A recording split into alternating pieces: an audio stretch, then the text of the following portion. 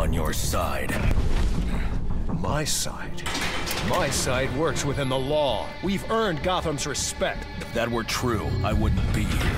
I'm here with senior producer Ben Mattis, and we're taking a look at some of the behind-the-scenes stuff here at Batman Arkham Origins. What's interesting to me is that you've got a bunch of different voice actors that we know about now, and we've got different actors in mocap suits creating the sort of movements and the physicality of the characters. So you have to merge it all and make it seem like a seamless thing, I guess. Yeah, particularly for some of the more complex characters, Copperhead being a perfect example of that.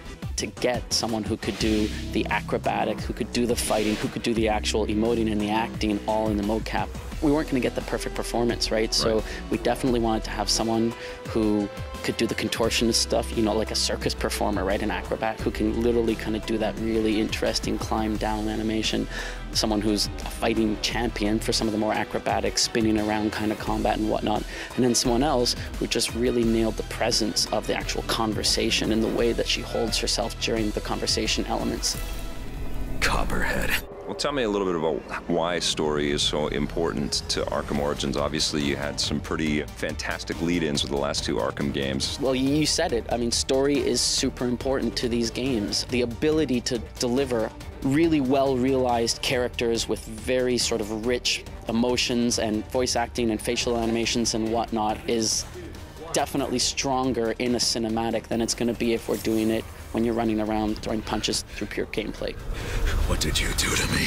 The franchise has always done really well at delivering story through cinematics. No, please! This is Stefan LeBlanc, who is the cinematics director on Batman Arkham Origins.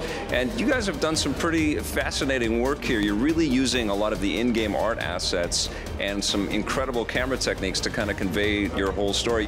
We're using all in-game assets for sure, and we're filming them with a virtual camera. So it's like a joystick with a screen. Yeah. And the screen shows me what I see in the virtual world. Yeah. So if I move around, it's like being in that world.